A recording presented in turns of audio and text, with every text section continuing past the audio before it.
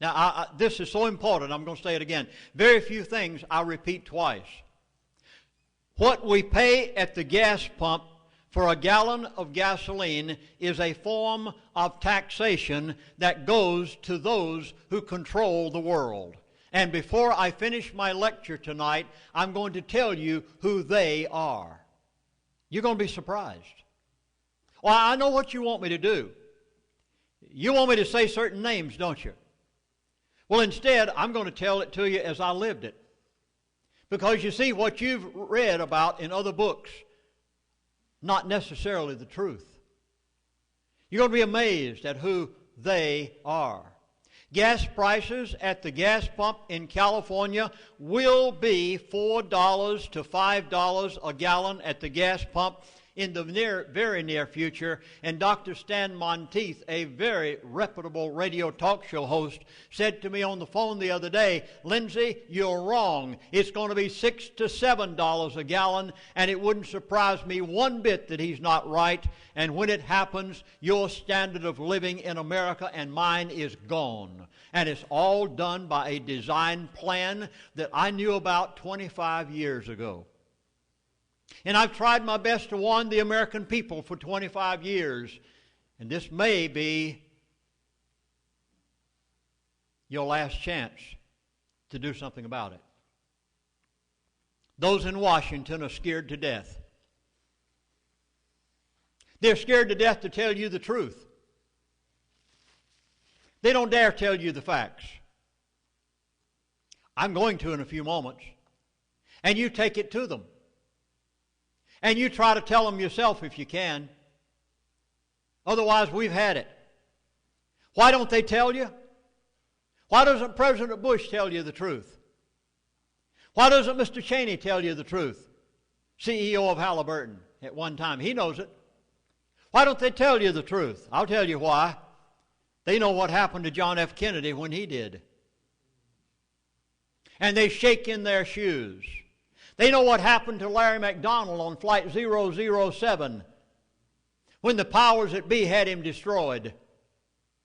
They know what happened to George Hansen, the man from Idaho who was in the Congress of the United States of America, and they destroyed him, destroyed his family, his home, his position, and after they had totally destroyed him physically and mentally, they patted him on the back and said, "Oh, George, go on. We can't find a thing wrong that you've done." Every man in Washington knows. Even to some of the congressmen you respect, and they wouldn't dare tell you the truth. But here it is. It'll be on tape tonight. I have it back on the table already taped. There was, back in the 60s or 70s, a gentleman by the name of Henry Kissinger. He was Secretary of State of the United States of America. While he was Secretary of State, he traveled to almost every oil-producing country in the world. He went to Saudi Arabia. After all, the Arabs had been nothing but nomads, roaming the deserts, riding on camels for many, many years. And he said to them, "I'll make you rich. I'd like to cut you a deal. And if you will go along with my deal, I'll see to it that we buy oil from you in America." Now, watch carefully and you'll understand why that oil from the North Slope of Alaska cannot be allowed to be brought to the refineries of America. Are you ready? Henry Kissinger said, "I'll cut you a deal." Oh, they said, "What is it?" He said, "We'll buy oil from you. We'll make you wealthy. You'll be sheikhs and sheiks. You can have everything you ever wanted." Oh, they said, "What's the deal?" He said, "Number one, you must denominate all oil sales in dollars." Oh, they said, "Gladly. We have no problem with that." He said, "Secondly, you can have a certain percentage of that money to build your own country, your infrastructure, and the people that are there and to supply for your country, but you must take a certain portion of the money that we buy oil from you with. You must take a certain portion of those American dollars and buy our national debt. They didn't have the slightest idea what they were doing when they signed on the dotted line. And today Saudi Arabia and the other oil-producing countries of the world have no choice. They must denominate in American dollars, and they turn around and buy our national debt. Is the only thing that is keeping the American dollar afloat today.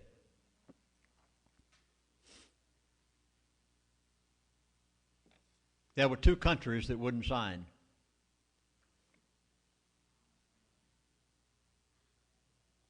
You're going to find this very startling. I'm going to give names and dates and places. I never did this prior to 6 months ago. I knew it for years. You see, it finally gets to a point that you have one of two choices.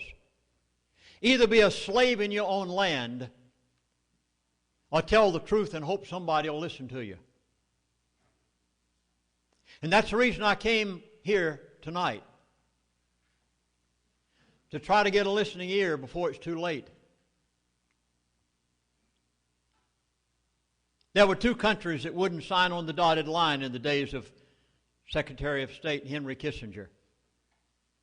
Number one was Iraq. Saddam. He was too independent. He said, I'm not going to be obligated. The largest known oil field on the face of the earth is Saudi Arabia. Second largest oil field on the face of the earth is Iraq. The third largest oil field on the face of the earth is Iran. I'm going to talk about Iran tonight. You're going to shake in your shoes when you leave from here.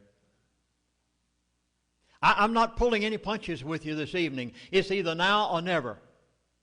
Either something is done now or we are slaves in the very near future. Saddam said, I'm not going to sign on the dotted line. He had to be destroyed. Oh, there are a lot of people in the world just as evil as Saddam. A lot of Russian leaders that have killed more people than Saddam ever did. And yet we joined up with them in the last war. There are a lot of people in the world. Why did Saddam have to be singled out? Because he wouldn't go along. He wouldn't denominate in American dollars and buy our national debt. And President Bush Sr. had no choice but to destroy him.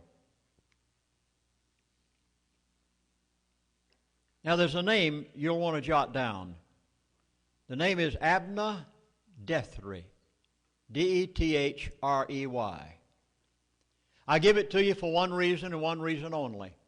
He appeared with me on a radio talk show just a few weeks ago. He has never done it before. He worked for the State Department and the CIA and was one of the individuals that was sent by our State Department to Saddam Hussein in February through May of 1990.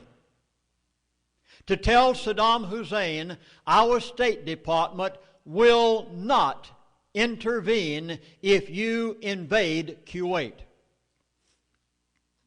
It was sent by our top officials and echelon to Saddam.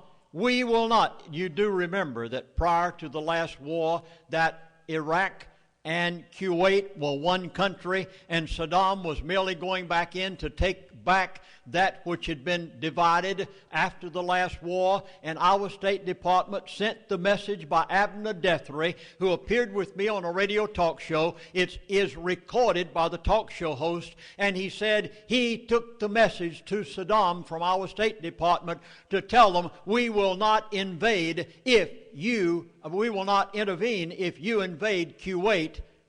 It was all a setup by George Bush Sr. Because on August the 1st, 1990, Iraq invaded Kuwait. It was intentional. Our State Department wanted an excuse to topple Saddam.